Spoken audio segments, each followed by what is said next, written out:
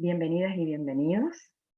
Hoy vamos a estar hablando de las posibilidades que tenemos de comprender mejor la lectura de textos que están hechos para que podamos aprender los textos expositivos o explicativos. Para eso ustedes tienen un cuadernillo que pueden ir siguiendo, pero lo primero que queremos que quede claro es que la lectura no es una simple decodificación en la que vamos interpretando las letras y en función de las letras las palabras, y gracias a eso ejercemos el acto de leer, sino que tenemos que tener muy en claro que leer es un proceso complejo de construcción de significados globales de un texto. Para que nosotros podamos comprender estos significados globales de un texto, tenemos mucho que aportar de nosotros mismos. Por eso se dice que la lectura es un proceso comunicativo entre el lector y el texto. Y para que ese proceso comunicativo ocurra, el lector debe ser un lector activo. Este lector, ¿por qué es activo? Porque los significados no se encuentran directamente en el texto. Los significados emanan de un proceso en el que el texto aporta cierta información y el lector aporta ciertas cosas de sí mismo para poder reconstruir esos significados provistos por el texto. ¿Qué es lo que aporta el lector de sí mismo para poder reconstruir estos significados provistos por el texto? Principalmente aporta conocimientos previos. Estos conocimientos previos tienen que ver con distintas cuestiones. Por un lado están los conocimientos previos relacionados con lo que es leer, con lo que implica leer, con las operaciones intelectuales que tengo que poner en marcha a la hora de tratar de leer. Pero son aún más importantes otros conocimientos previos que el lector tiene para aportar, como por ejemplo todos sus conocimientos relacionados con el vocabulario. Imaginen la necesidad de leer un texto y comprenderlo cuando uno desconoce un 60, 70, 80% de los significados de las palabras que allí se usan. Sería imposible. Justamente porque no estamos nunca en esas condiciones, sino que traemos un montón de conocimiento que tiene que ver con el vocabulario, pero también tiene que ver con este mundo que habitamos y con la vida que hemos experimentado hasta llegar a la lectura del texto, es que nosotros tenemos que aportar de todo eso para poder, junto con lo que el texto me provee, reconstruir el significado global de lo que es un texto.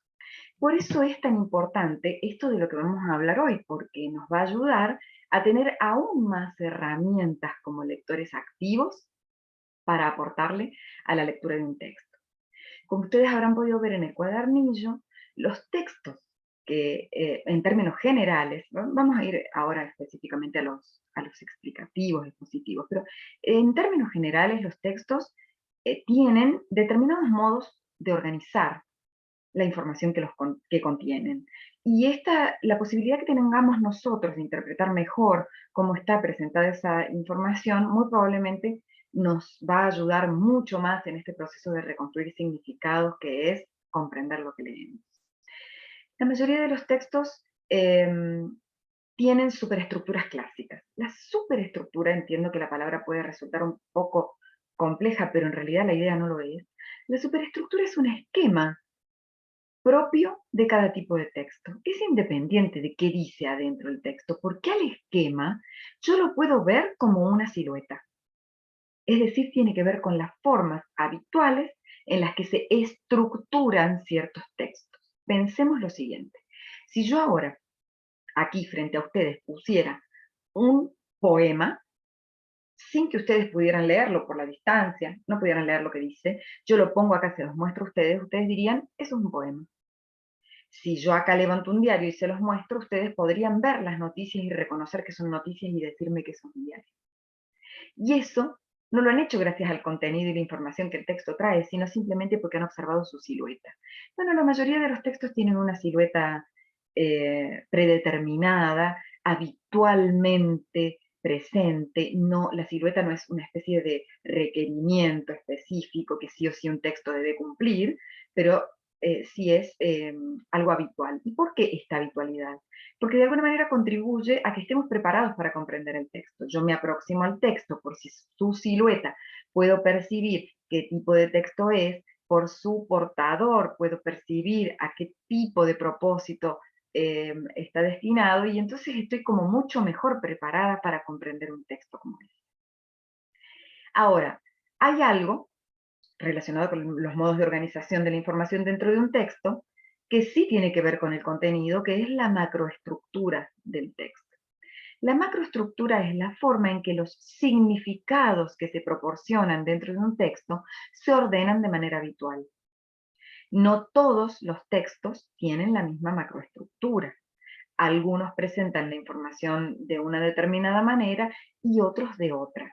Nosotros no vamos a entrar en esta macroestructura para todos los tipos de texto, pero sí nos vamos a enfocar ahora en la macroestructura relacionada con los textos expositivos o explicativos. Y, en tercer lugar, nos vamos a meter también con la secuencia de este tipo de texto, con la secuencia predominante. Las secuencias son modos de organizar la información a un nivel aún más específico que la macroestructura, es decir, por dentro de la macroestructura. Estos modos de organizar la información tienen mucho que ver con qué tipo de información es. Si la información que yo voy a relatar es una serie de hechos, muy probablemente voy a utilizar la narración como secuencia predominante para presentar una serie de hechos. Pero si lo que yo tengo que presentar es una serie de características, muy probablemente lo que voy a utilizar es la descripción.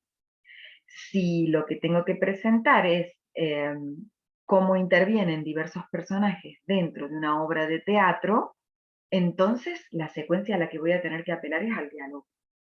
Bien, nosotros vamos a trabajar con un tipo de secuencia particular porque es la que nos interesa en la clase de hoy, que es la secuencia expositiva o explicativa. Tengamos en cuenta que esta secuencia tiene una característica especial. Casi siempre esta secuencia nos permite responder a una pregunta o a varias. Por lo tanto, el punto de partida de una secuencia es un interrogante al que se le va a ir dando respuesta a lo largo de esta secuencia. Este tipo de secuencia expositiva o explicativa suele tener una estructura clásica, pero no es obligatoria y no todos los textos responden a esta estructura. En esta estructura clásica tenemos una presentación del tema, el planteo de un problema en relación con ese tema, la descripción o presentación de una serie de respuestas asociadas a este problema que se ha planteado y un cierre. La respuesta, perdón, el problema planteado no necesariamente porque se use la palabra problema queremos decir que es algo conflictivo.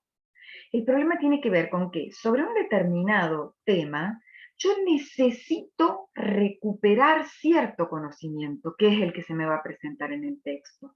Y eso es el planteo del problema. ¿Qué conocimiento asociado a un determinado tema es el que se va a tratar en el texto? Y cómo se desarrolla ese conocimiento y cómo se presenta toda la información relacionada con ese conocimiento es la respuesta a ese problema, para llegar finalmente a un cierre o a una conclusión. Una de las formas de cierre que suelen tener estos tipos de textos son, por ejemplo, una propuesta. Si es un texto que habla sobre un problema ecológico o sobre alguna problemática social o cultural, el cierre puede ser una propuesta de solución, el cierre puede ser una recapitulación, que es tomar todo lo más importante que se ha dicho y cerrarlo ahí al final. El cierre puede tener diversas características, pero en general está hecho para contribuir a que se consolide lo que nos han enseñado a lo largo del texto. Ahora bien, como son textos que están hechos para enseñar y para que quien los lea pueda aprender sobre algo, se utilizan los recursos que cualquier docente utilizaría en una clase, por ejemplo, para explicarles mejor a sus estudiantes.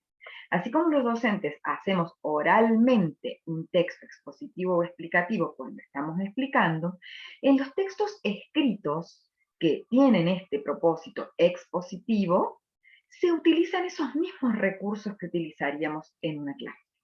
¿Qué recursos son? Estos que ustedes ven allí. La definición, la ejemplificación, la clasificación, la citación, la comparación o analogía y la reformulación. Vamos a explorarlos un poquito cada uno de ellos para que ustedes después, en las prácticas que realizarán junto con sus tutoras y tutores, puedan utilizar mejor sus recursos para comprenderlos y, por lo tanto, para comprender mejor el texto. Entonces, el primero de estos recursos es la definición. La definición, lógicamente, tiene que responder a la pregunta ¿qué es? Cuando yo quiero definir algo, necesito decir qué es ese algo. Ahora bien, ¿cómo digo qué es un determinado elemento, un determinado concepto, un determinado ser vivo? Yo tengo que cumplir al menos dos requisitos para decir qué es algo. Tengo que primero incluirlo en una categoría, clase o grupo. ¿Por qué? Porque es la primera forma de acotar esa significación. Imagínense, yo puedo dar un concepto sobre cualquiera de las cosas que hay en el mundo. Entonces, si el concepto es sobre una de esas tantísimas cosas que hay en el mundo, lo primero que tengo que hacer es decir, bueno, de todas las cosas que hay en el mundo, este elemento pertenece a estas cosas en particular. Esa es la primera parte de una conceptualización. Ahora, con eso no me alcanza. Piensen, supongamos que yo quiero definir escritorio. Lo primero que voy a decir entonces, teniendo en cuenta lo que acabo de decir, de incluir en una categoría, en un grupo, en una clase, yo voy a decir que el escritorio es un mueble de oficina. Fíjense, yo ya lo incluí dentro de todas las cosas que hay en el mundo, en una categoría específica, que es la de muebles, y dentro de esa categoría específica en un subgrupo, que es el de muebles de oficina. Bien, ¿alcanza que yo diga que el escritorio es un mueble de oficina para que se entienda lo que es? Yo diría que no, porque la silla también es un mueble de oficina, la biblioteca también es un mueble de oficina, el mostrador también es un mueble de oficina, el fichero también, son muchos, ¿no? ¿Qué se requiere entonces? Se requiere que yo dé características distintivas del escritorio, que hacen que el escritorio, por eso distintivas, sea diferente de la silla, diferente del mostrador, diferente de la biblioteca. Son sus características esenciales, son sus características distintivas. Entonces ahí voy a decir que el escritorio es un mueble de oficina que se utiliza para poder escribir, para poder apoyar elementos en él, que tiene tales y tales dimensiones, que tiene al menos 4 patas, todo lo que podamos decir que hace que yo entienda que ese mueble tiene esas características que son distintas a las de los otros. Y yo ahí estoy construyendo una definición. Miremos el ejemplo que tenemos ahí en la pantalla. Se está definiendo allí a un ser vivo, que es el erizo. Lo primero que hago es incluirlo en un grupo, por lo tanto digo, el erizo es un mamífero insectívoro. De todas las cosas que existen en el mundo, yo tengo que incluirlo dentro de un grupo de los animales, porque es un animal. Y dentro de los animales lo he incluido en un grupo específico, que es el de los mamíferos. Y dentro de los mamíferos en un subgrupo más específico aún, porque son los mamíferos que solo se alimentan de insectos. Por eso dice, es un mamífero insectívoro. ¿Me alcanza eso para definir al erizo? Seguramente no, porque los mamíferos insectívoros son muchos. El ornitorrinco, por decirles uno, es también un mamífero insectívoro. Por lo tanto, no me estaría sirviendo. ¿Qué necesito? Necesito características que sean solo del erizo y de ningún otro mamífero insectívoro para que esa sea la definición de erizo. Y fíjense el ejemplo. El erizo es un mamífero insectívoro de unos 20 centímetros de largo, con el dorso y los costados cubiertos de agudas púas. Podría quizás yo incorporar algunos otros elementos más a esta definición, pero lo esencial de un erizo es que es chiquito y que tiene púas. Y eso, que es lo esencial, está allí en la definición.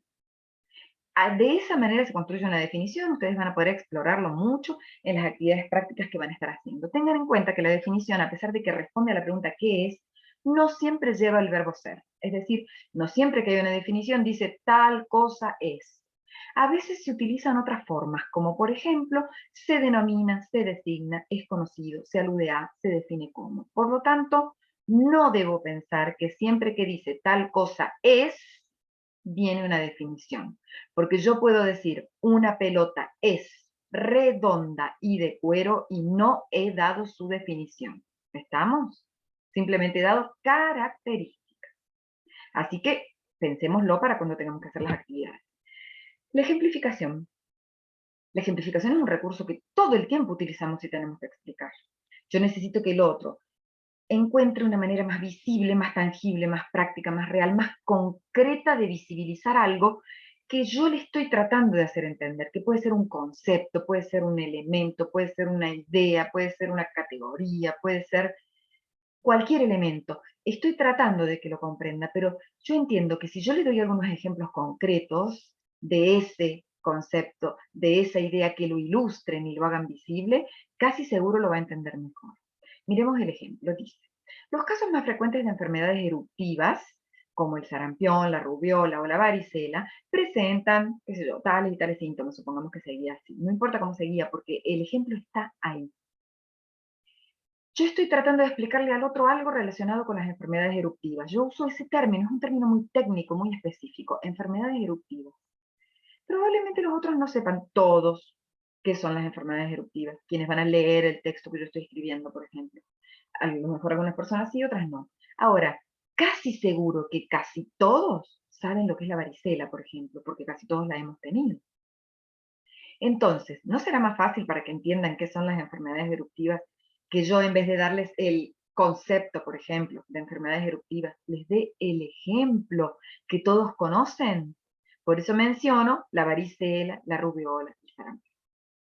Por lo tanto, para que haya una ejemplificación dentro de una explicación, tiene que haber al menos uno o más ejemplos, que en este caso son sarampión, rubiola, varicela, que ilustran a un concepto o categoría o elemento que se está ejemplificando, que en este caso son las enfermedades eruptivas. Habitualmente sí, los ejemplos suelen comenzar con un conector de ejemplificación, como por ejemplo el cómo, el por ejemplo, son ejemplos de, para ejemplificar. Y también es bastante habitual que las ejemplificaciones se encuentren entre paréntesis, las definiciones a veces también. ¿Qué otro recurso se utiliza en estos textos que están hechos para explicar y que se utilizan, yo utilizo para tratar de aprender? Uno de estos recursos es la clasificación. La clasificación no aparece en todos los tipos de textos, sino en aquellos en los que hay elementos clasificables, es decir, hay cosas que tienen que ser o pueden ser divididas en grupos. Por ejemplo, si yo tengo un texto que habla sobre los gases, seguramente me dará la definición de gas, seguramente me hablará de procesos químicos por los cuales se generan los gases, me hablará de procesos naturales, pero tarde o temprano en ese texto me va a tener que decir que existen diversos tipos de gases, y entonces allí vienen las clasificaciones. Como ustedes la pueden ver en ese cuadro, los gases se clasifican al menos en dos grandes grupos, relacionando, eh, digamos, a partir del criterio del origen de los gases. Porque si yo utilizo otro criterio, capaz que armo otros grupos. De hecho, los hay, otros grupos de gases. Pero teniendo en cuenta este criterio, que es el criterio de cómo se originan, yo puedo dividirlos en dos grandes grupos, los gases naturales y los gases artificiales. Observen cómo esto, que está tan bien ilustrado en este gráfico, aparece dentro de un texto. Fíjense el ejemplo que dice abajo. Dice, los gases se dividen en dos grandes grupos a partir de la forma en la que se originan. Se denomina gases naturales a los que emanan de la naturaleza sin intervenciones de ninguna clase, es decir, directamente del mundo. Y se denomina gases artificiales a los que son creados por el hombre. Otra forma que tenemos de encontrar estas clasificaciones en grupos dentro de un texto es con viñetas. ¿Cómo funciona una viñeta? Y sería en este caso que diga, los gases por su origen se dividen en dos grupos, dos puntos. Debajo de los dos puntos, abajo, viene un icono y ahí dice gases naturales. Y abajo viene otro icono y viene gases artificiales. Eso es viñetar. Es muy habitual viñetar cuando hay clasificaciones. Y recuerden que las clasificaciones se arman generando grupos que tienen algo en común. Dentro del grupo de gases naturales van a estar todos los gases que tienen que en común, que todos provienen directamente de la naturaleza. ¿Sí? Bien, vamos a otro recurso. Otro recurso que se utiliza mucho en los textos expositivos y también en los argumentativos, es decir, en los textos para opinar, es el incluir las palabras de terceros. ¿Por qué decimos terceros? Porque en la situación comunicativa de un texto hay dos, al menos dos involucrados. Quien habla o escribe y quien escucha o lee. Esos son los dos involucrados. pero quien habla o escribe puede hacer intervenir a un tercero. Ese tercero habitualmente es una, como se suele decir, palabra autorizada. Es alguien que está fuertemente vinculado con el tema del que hablo, que es un especialista en el tema. A veces no es una persona, sino una institución, como si, por ejemplo, yo estoy hablando en un texto, estoy explicando temas de salud y cito a la Organización Mundial de la Salud o cito a un médico. Puede ser una persona, puede ser una institución, pero esa persona, esa institución, son como autoridades, personas autorizadas para transmitirme información sobre el tema y por eso yo las estoy citando. ¿Está bien? Fíjense, existen dos maneras de hacer citas dentro de los textos. La primera de esas formas es entre comillas, la segunda no lleva las comillas. ¿Cuál es la diferencia entre llevar o no llevar las comillas? Cuando lleva las comillas, se están transcribiendo de manera textual las palabras de este tercero. Cuando no lleva las comillas, las palabras del tercero se traducen con palabras propias de quien escribe el texto, pero no se pueden transformar por completo, porque yo estoy citando las palabras de esa persona. Trato de decirlas con mis palabras, no es una cita textual, pero no puedo transformarla demasiado. ¿Por qué a veces se cita sin las comillas y se transforma un poco las palabras del otro? Habitualmente es para tratar de decir de manera más breve algo que es muy extenso o para decir de manera más sencilla algo que este tercero ha dicho de un modo un poco técnico o complejo. Miremos el ejemplo.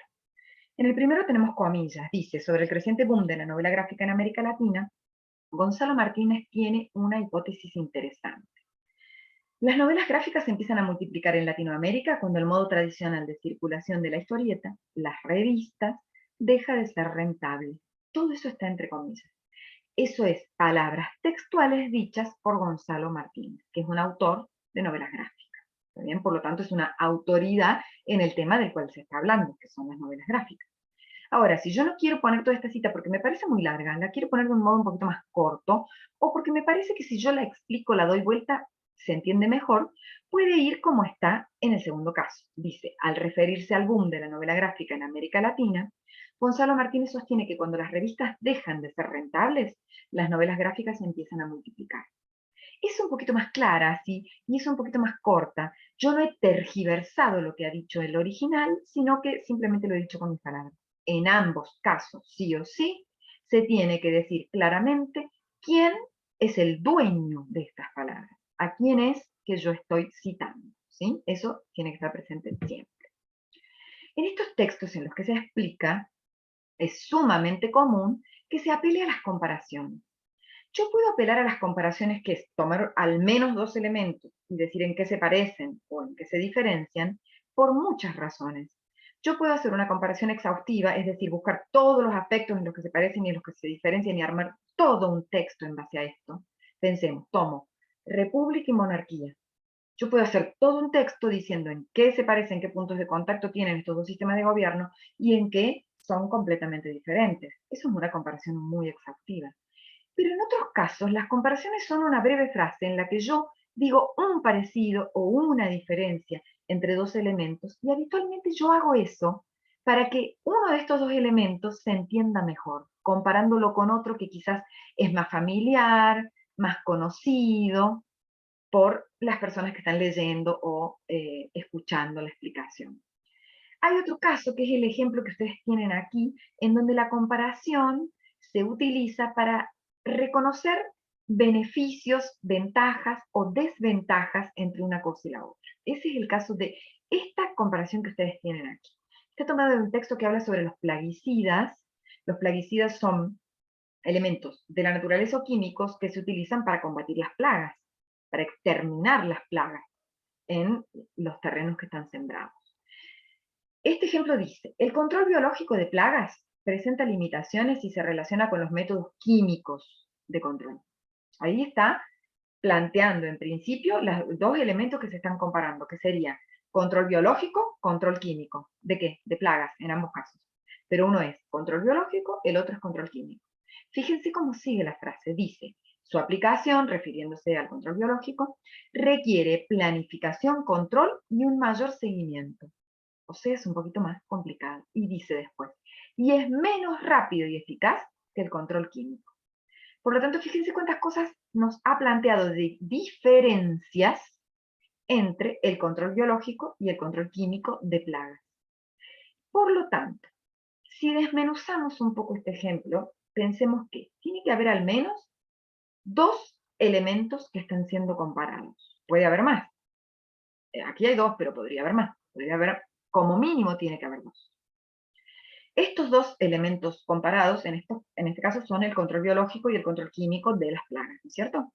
Ahora, tiene que estar siendo comparados a través de al menos un criterio. Fíjense, aquí podría decir nada más que el control químico es más rápido que el control biológico, y ese sería solo un criterio desde el cual se los compara. Pero aquí se utilizan varios criterios. Criterios asociados a la practicidad de la aplicación, porque dice que su aplicación en un caso requiere más control, requiere más planificación, más seguimiento, es decir, es como más complicada, y en el otro caso más simple. Y después compara también la eficacia, porque dice, uno es más eficaz y más rápido, y el otro es menos eficaz y más lento. Por lo tanto, hay al menos dos criterios que están interviniendo ahí para comparar estos dos elementos. De esta manera, como desmenuzando un poco para entender cómo funciona una comparación, van a estar ustedes trabajando en aspectos prácticos con sus tutoras y tutores que les van a permitir sacar mayor provecho, mayor información de una comparación o una analogía. Y finalmente, en los textos para explicar, se explica. Cuando se explica, se apela constantemente a las reformulaciones. Porque, ¿qué son las reformulaciones? Las reformulaciones son un volver a decir. Vuelvo a decirte algo, ¿por qué? Y porque vieron en clase cuando uno está explicando algo y supongamos, estoy en clase de matemática, expliqué la ecuación. Alguien levanta la mano y dice, yo no entendí, profe, ¿me puede explicar de nuevo? ¿Qué hace la profe? ¿Le vuelve a decir exactamente las mismas palabras que le acaba de decir? Si diciendo esas palabras no entendió, ¿le voy a decir lo mismo? No le voy a decir lo mismo. Voy a utilizar otras palabras más sencillas y me voy a ampliar un poquito más para ver si con esas palabras más amplias, más llanas, más sencillas, me entiende mejor. Eso es una reformulación. Y en los textos expositivos se utiliza todo el tiempo.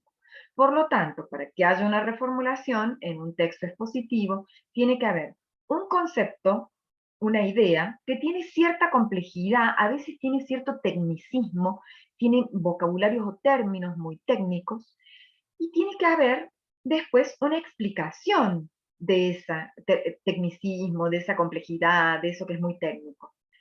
Esta frase que es compleja y técnica con esta frase que la explica, se unen por medio de un conector de paráfrasis. Estos conectores de paráfrasis son, en otras palabras, es decir, o sea, dicho de otro modo, en otros términos. Ahí tienen ustedes puestos varios ejemplos.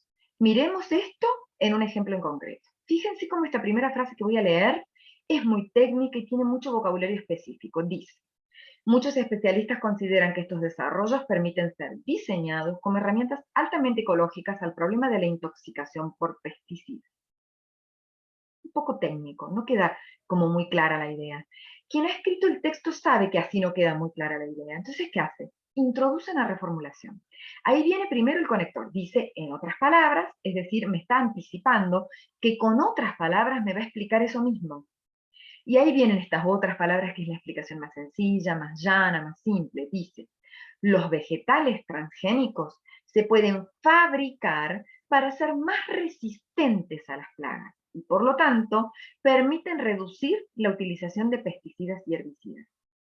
Fíjense cómo es muchísimo más clara esta última información, porque es la reformulación de la primera. Se utilizan menos términos técnicos, se utiliza el término fabricar justamente para no usar un término técnico.